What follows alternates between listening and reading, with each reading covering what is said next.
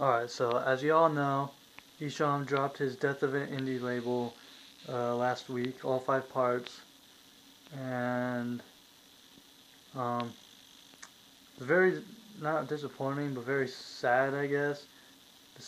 That at the end, well, at the end, it pretty much just said that real life is over, 1988 through 2011, shit like that. So I'm just curious on what your guys' thoughts on the his biography or documentary, whatever the fuck the difference is, on that. And check this out. I got the same poster as Isham. And check this out. Rock of Ages. If you remember, Isham goes to this record store called Rock of Ages in the second video. And I live in California, so tell me I ain't down. So, what was I going to say? Alright, so pretty much I didn't expect the video, like, well, I thought the video was going to be, it came out to be completely different. Like, I thought it was going to be more about, like, how they got the label started and shit like that. It was more about Isham's brother, which I really didn't have a problem with because I know shit about his brother. All I know is that him and his brother started it, and then a couple years down, like, his brother got accused for, like, raping this girl, so he went to jail for hella long. And that's pretty much all I knew. I'm not even sure if that's true, but that's what I heard. So, it's pretty much all I know about his brother. So this video was pretty much telling or you got like us that what is up with his brother and what influenced Isham the most, and how Isham's what it was like in his life, I guess. Um, Well, just to say that Isham's brother is fucking crazy. He thinks there's aliens taking over people's bodies. Um, he thinks he can like go into separate worlds and shit. And there's people always spying on us, and things don't appear as they appear and shit. And I think it's actually making Isham a little crazy too, because Isham's saying stuff about aliens and shit now. But I think Isham's got it. Isham, at the very last one, he says that he actually gets hella real, and he's like saying that he's got to look out for his brother, and all his brother's got is Isham, and all Isham's really got is his brother, and shit like that. So they gotta stick together as a family. Isham's just trying to be a good brother and take care of his brother, because his brother needs some help. That fool's fucking crazy. But personally, I think Isham's just trying to help out his brother, so he can't really make music that much anymore. So that's probably why he probably ended it, because him and his brother started it. So probably him and his brother are gonna end it. You know what I'm saying? But I really hope it's not. I'm kind of thinking Isham's just doing that kind of like, if you die kind of thing, you get your record sales go up. So maybe if he stop, like, says he's gonna quit, everyone's gonna start buying his shit and start getting his money.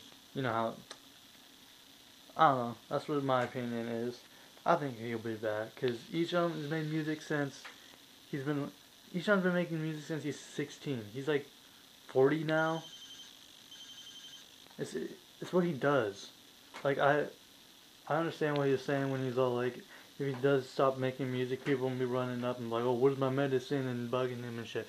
You Isham, leave that fool alone, dude. He's helped you so much.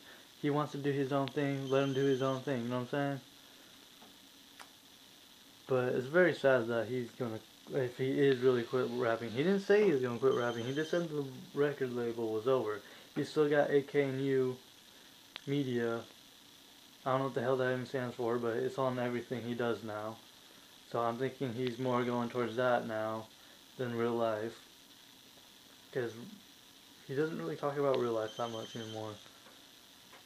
Like, even like Paul Hussein and Mastermind are doing their own shit now.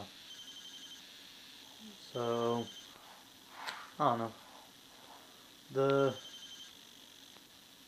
It's kind of cool, the old school footage and shit that they put up on there. I really like that part. shit. But you can really tell from like how different the music is today. Like if you look at from the concerts back then, and everyone's just fucking crowd of people jumping. They know like every word to the song. Then you look at concerts today. Well, the ones I've seen the Esham of today, there's probably like not even half of that, and half the people are just standing around, and there's like a few people that are actually getting into the music, but most of the people are just like standing around acting like they know what the hell is going on, but they don't. So that's probably another reason why Esham's just getting tired, because music has changed so much, and he's been in the game for so long. He's just seen it change. He's probably just getting tired of that bullshit. And another thing he was trying to put across is how he started this shit, and he's like the curator of the wicked shit, and he's pretty much at the bottom right now, which is some bullshit. He should not be at the bottom. He should be at the top. He influenced ICP, Kid Rock, and Eminem, and they all make more money than Esham. And Eminem probably makes more money than all three of them combined. So, without Esham, those three people who pretty much don't give Esham any credit to begin with. ICP used to back in the day, and then they started getting into a little beef or whatever. I don't know what the fuck is wrong with that shit. I'm not really sure he's beefing with ICP. I think he just doesn't like juggalos.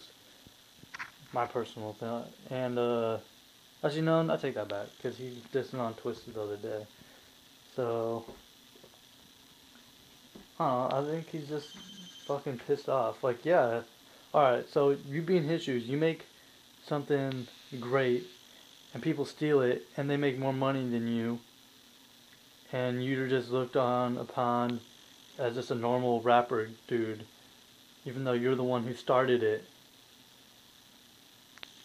And for real, I think he's the best rapper alive. This fool makes CDs in one day. I don't know if he actually like sits down and writes them and makes a beat for him. He probably produces CDs in one day. You know what I'm saying? There's no way in hell you can write a whole CD in one day, unless you like freestyle the whole thing. Which I know he did for his Homie album, but Booming Words from Hell, he says that he did that whole CD in one day.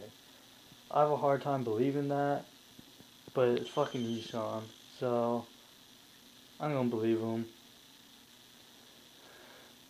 I just really hope that Real Life Records isn't over. That's gonna be some bullshit. We'll see in the next like year or so and see what he's doing. I personally think he ain't done. Other than that, just tell me what you guys think. Just write down in the comments what you guys thought of all this shit. And yeah.